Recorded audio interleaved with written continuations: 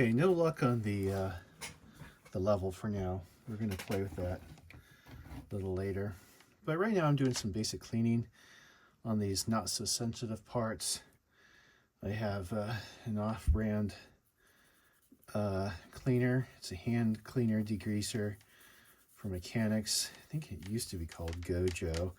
This is a kind, it's an old horologist trick for getting 100 years worth of nicotine off clock cases. Great stuff. It's a little trade secret, but if you're a horologist, try it. So I'm just using an old toothbrush to do this, but boy, this grease is already pretty deep, so I might need to step up my game a bit. I got a rag, damp rag with hot water, and I'm just going to kind of brush this off lightly. I'm testing right now, just making sure that I'm not getting the ink off. So, but it either needs to sit longer, brush longer, both. But this is what I'm doing right now. Sorry you couldn't see that. Boy, I need to really work on that, huh? Here, let's do this.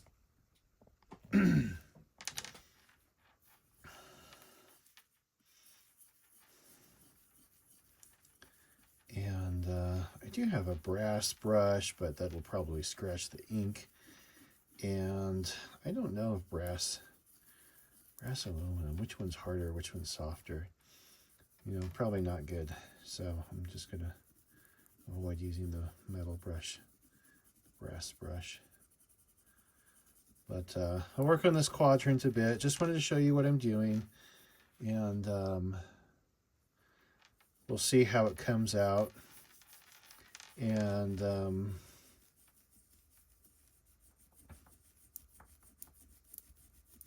I'll let you know how it goes. If you're wondering what that noise is, it's my bracelet. This is my Zen Buddhist one, the green one that my wife made me. And then this is another bracelet. These are what you're hearing hitting the tabletop here that tighten it. These are available on their website.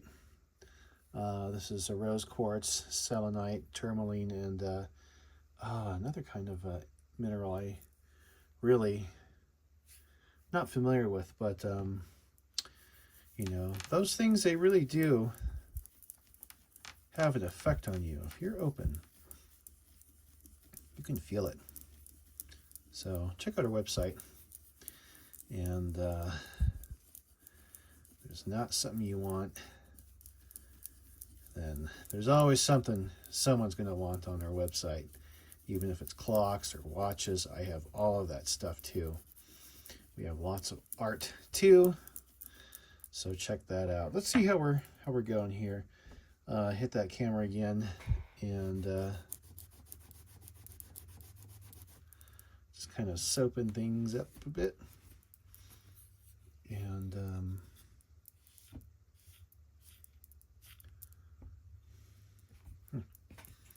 the inner ring is clean.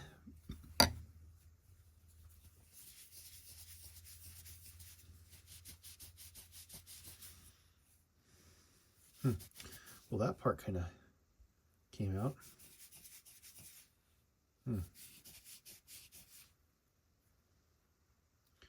Maybe a little bit more hand polishing this way. It's quite possible that some of this stuff is pitting. Kind of hard to tell, but yeah, look at that. There's still stuff coming out. Just being careful not to get to the numbers.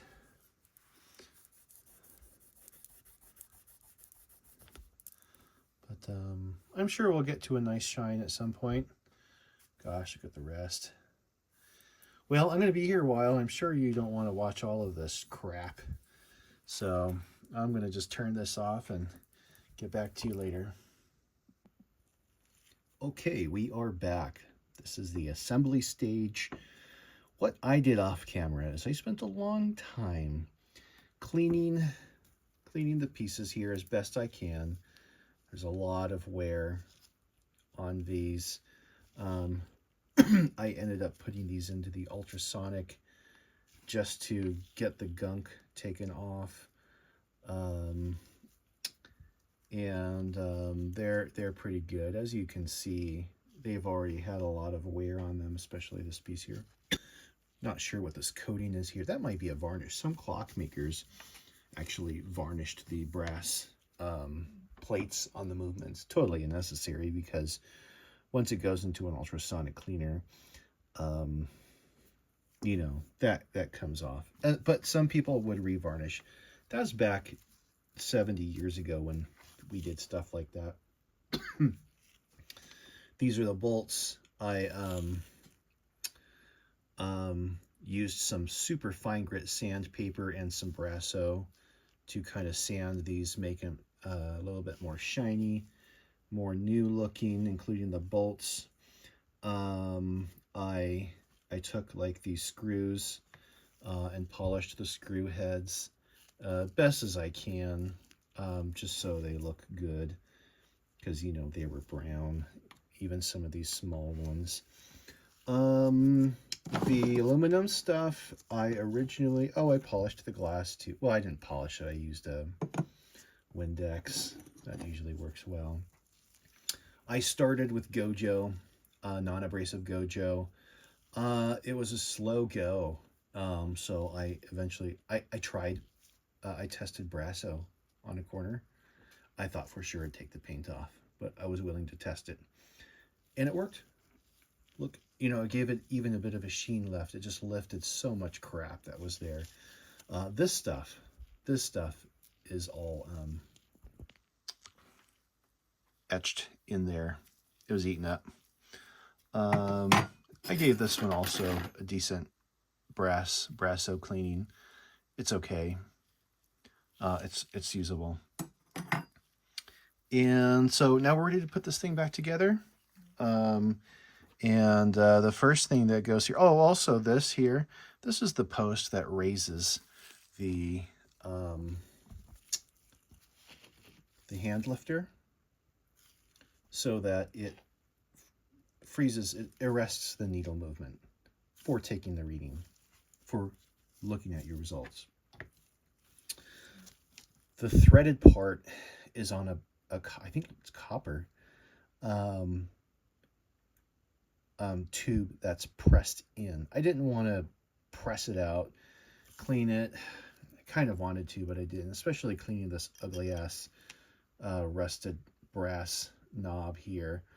And I'm not sure, I might paint this too, but you know, let's just get this thing operational first. So assembly, we're going to put this guy back in. And I might have grabbed the screw. I think I forgot to polish the screw. I forgot about the things in there. It's not bad. It's not bad. Why it's not focusing, I don't even care anymore. So let's go ahead and put this in. And come on. Then I'm going to drive him home, or her. So if you don't recall, what happens is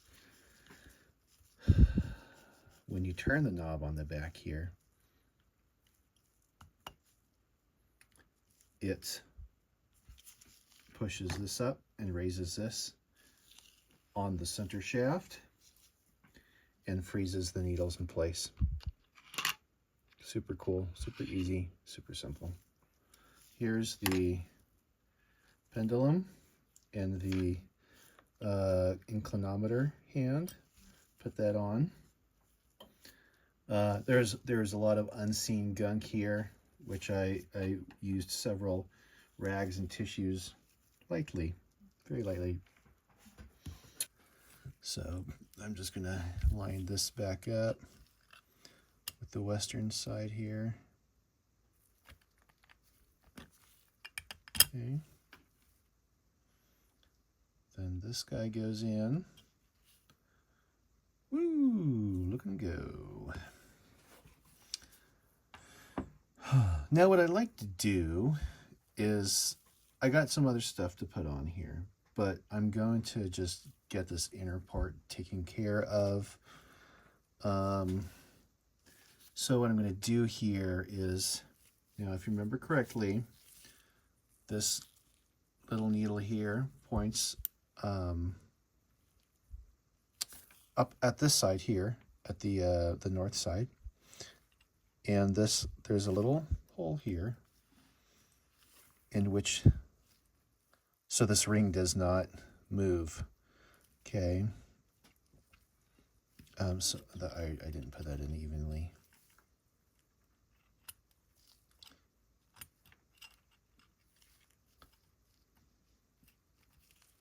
Okay, I finally got this retaining ring in, and its little pin here, and this inner ring does move,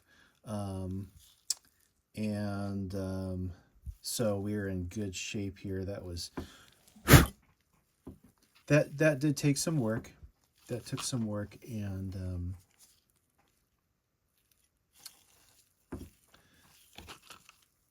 it just needed some finessing, you know, and not something I'm sure you'd want to watch that long.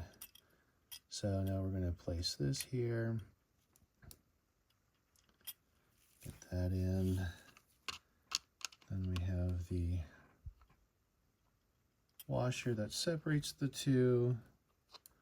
And then finally, our needle. How about that? Okay. Now the next thing that goes in here, you probably see this little hole here. This gets this little screw, and this is the setting screw for the declination. This is not a retaining screw. So what I am going to do is, you know, I've kind of debated whether or not to put a drop of oil in here,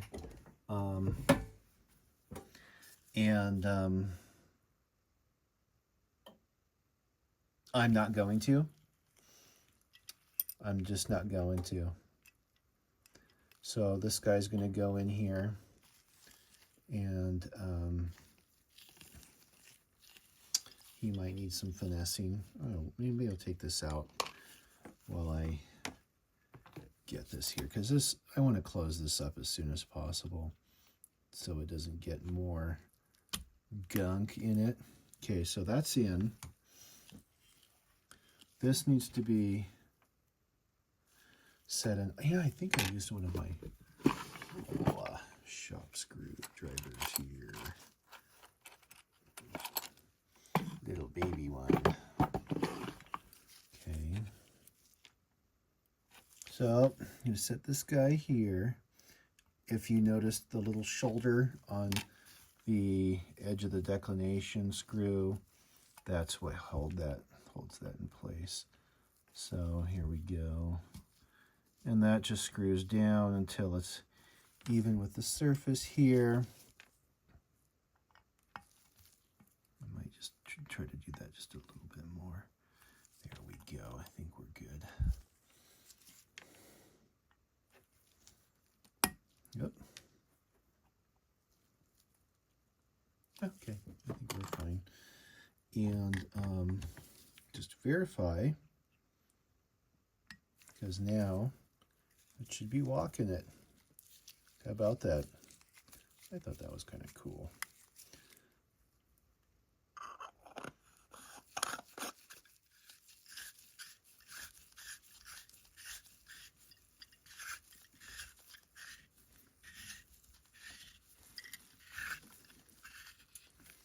Okie dokie. And that seems to be pretty good. We have our compass enclosed and the clinometer working, and I turn that back knob and it'll arrest it to where it's at, and then I can do whatever I want with it, whether I'm reading my incline angle or even taking a sight reading. It'll hold the needle for me so that I can just say, hold on, what was it? So then I back that off. That's nice and smooth now. That's just perfect. As a matter of fact, I think I'm going to lift that up right now as I'm continuing to work on it, as we continue to assemble it.